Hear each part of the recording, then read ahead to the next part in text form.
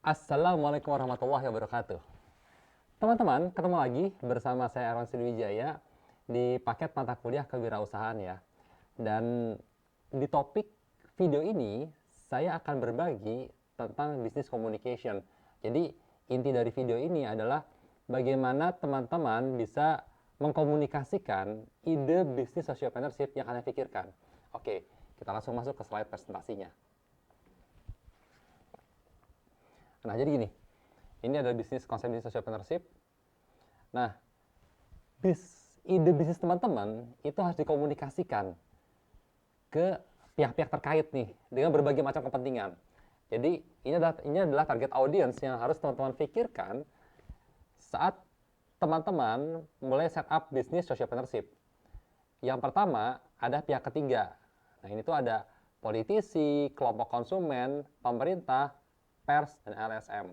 Jadi ini adalah kelompok-kelompok yang berkaitan dengan jalannya bisnis teman-teman, dari mulai penentu kebijakan sampai siapa sih yang nanti akan, sekarang kan konsumen itu nggak cuma orang yang akan membeli produk kita ya, tapi kelompok konsumen ini adalah orang-orang yang bisa memprotes produk kita di Twitter, atau orang-orang yang membela produk kita habis-habisan, yang loyal. Ini adalah kelompok konsumen. Jadi ini adalah benar-benar pihak ketiga yang support bisnis teman-teman.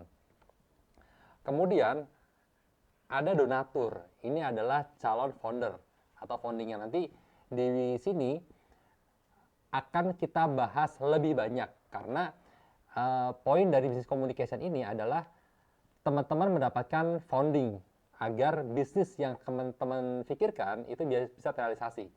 Donatur ini calon anggota ya tadi ya.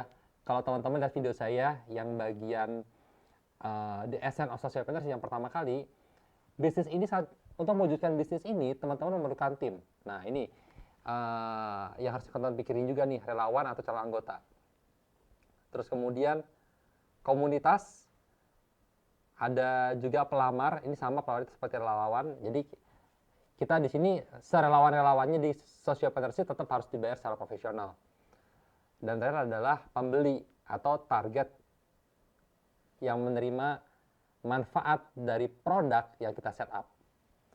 Nah, mari kita melihat ke belakang. Jadi, saat teman-teman selaku pebisnis sociopreneurship merasa masalah di masyarakat ini sedemikian urgentnya, harus segera diselesaikan, maka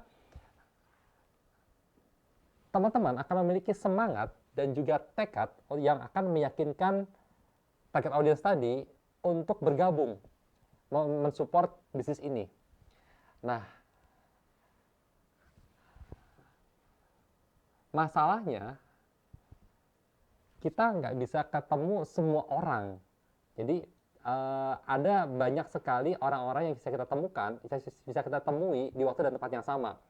Jadi misalnya gini, di poin target audience tadi itu ada berbagai macam pihak ya, dan itu kita punya keterbatasan nih, di dalam satu waktu kita cuma bisa ngomong satu orang doang. Ya komunikasi massa bisa saat kita punya ketemu di sebuah forum gitu ya, tapi orang-orang potensial ini ada tempat bisa tersebar dimanapun. Oleh karena itu, poin yang penting, teman-teman harus memiliki merek yang kuat.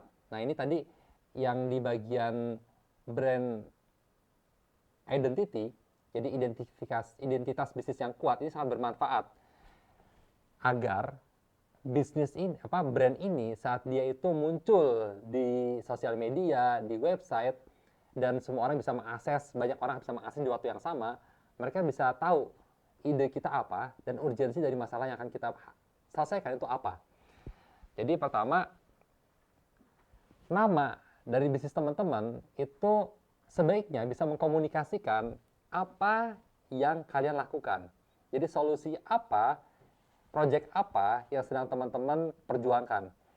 Yang kedua, ada logo. Nah, logo ini fleksibel. Jadi maksudnya fleksibel di sini, ini teman-teman bisa mengambil nilai-nilai filosofis yang kemudian divisualkan dalam bentuk logo. Terus statement, jelaskan what dalam 30 second. Jadi ada istilah yang disebut live presentation. Jadi presentasi yang dilakukan di lift. Lift itu kan sebetulnya tempat yang ideal untuk presentasi ya, di mana di sebuah kotak itu saat orang-orang udah mulai masuk ke lift, kemudian mencet lantai 10 gitu ya, mereka akan menunggu dari mulai 3 sampai 5 menit lah di lift itu. Dan di lift itu kan nggak ada sinyal handphone. Jadi saat teman-teman mempresentasikan bisnis kalian di sana, ketemu sama founder gitu ya, kita presentasi untuk mendapatkan funding, itu sangat efektif. Jadi di sini kita akan berlatih untuk membuat statement. Jadi satu buah ya, di sini kalau dalam 30 detik itu kan, kalau 1 detik itu ada 2 kata, maka ada 60 kata ya. Ya sekitar 6 kalimat lah. Ada 6 kalimat yang bisa teman-teman develop untuk menjelaskan bisnis teman-teman dalam waktu 30 detik. Nah, kemudian slogan ini merupakan esensi dari perusahaan Anda. Nah, terus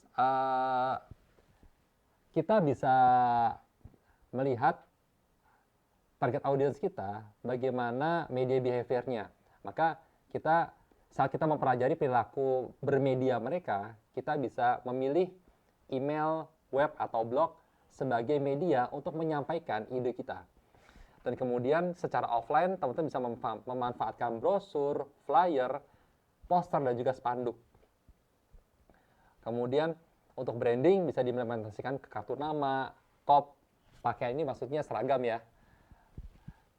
Nah, jadi keseragaman atau yang disebut brand identity ini saat muncul di berbagai media itu bisa menimbulkan judgment, atau jadi orang-orang bisa mengenal brand kita, bisa mengenal ide kita dari proses branding yang kita lakukan. Nah, manfaat bagi pembeli atau target audiens yang kita sasar untuk menerima manfaat dari produk kita adalah mereka akan suka dan kemudian beli. Dan ini tentu akan meningkatkan profit bagi bisnis kita.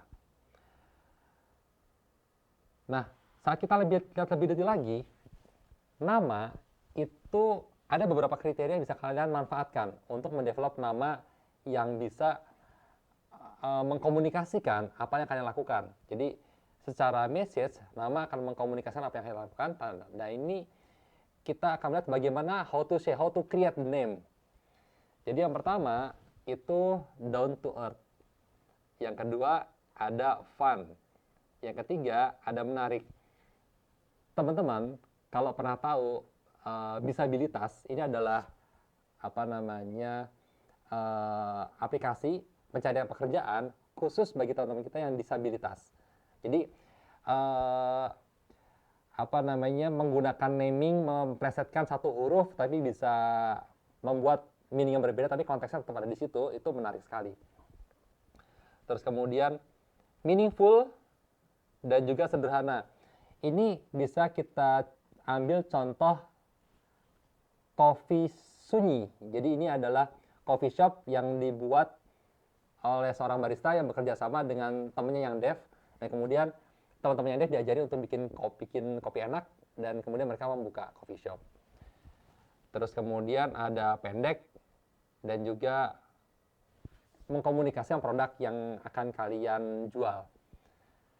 Nah, kalau merek yang kuat ini harus bisa menjelaskan visi, misi, kemudian memberikan diferensiasi, dan terakhir menjadi USP dari brand kalian.